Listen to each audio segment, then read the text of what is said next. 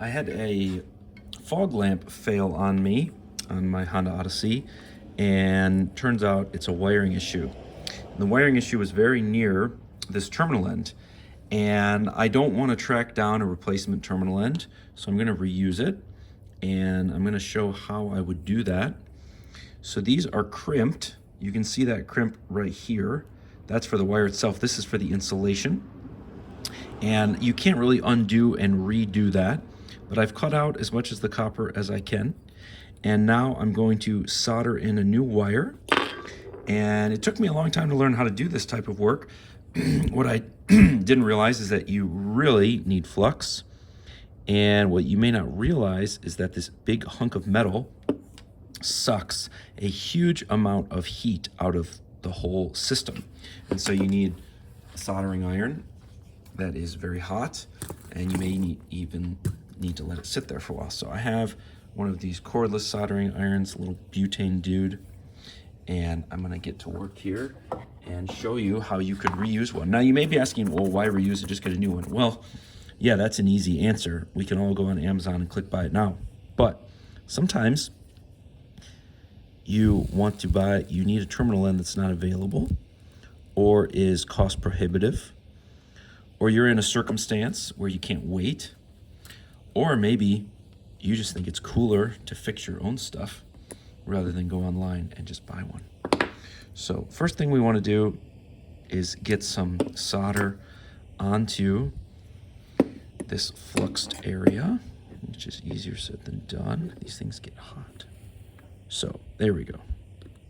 So now you can see, hopefully, there's like a little ball of solder on there. And that's what you'd see like in the world of electronics, where you'd have like a little pad of solder sitting there. And then we're gonna do the same for our wire. If both of the connections already have solder on them, or are tinned, as some people say, then the connection is much easier to make. Okay, so now I'm gonna turn this around.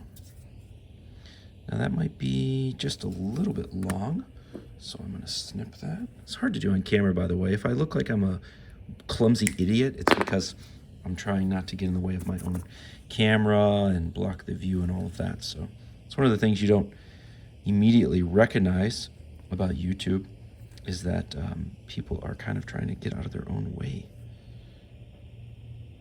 So this is where you need a lot of heat to get the job done. And by adding solder in between, you increase the contact. There we go. You increase the surface area contact, and then you increase the thermal transfer significantly. All right, so that one's done. Turn off my soldering iron. Show it to you. The lighting's not super good. I apologize for that. So you can see now that it's soldered together. Now again, that's hard to do if you don't have a powerful soldering iron, but even if you do, you'll get so much heat built up that you'll melt away all this insulation. So in this case, what you really need is you really need flux. If you don't have flux, get flux. When I realized how useful flux was for soldering, I felt like I had been an idiot for 20 years. What I didn't understand fully is that flux is helpful, and I didn't think it was helpful because all solder is flux core. And so it was like, well, what do you need flux for? This has flux in the core. And while it does, you know, it's like saying a billionaire and me both have money. It's true, but it doesn't have as much. This has way more.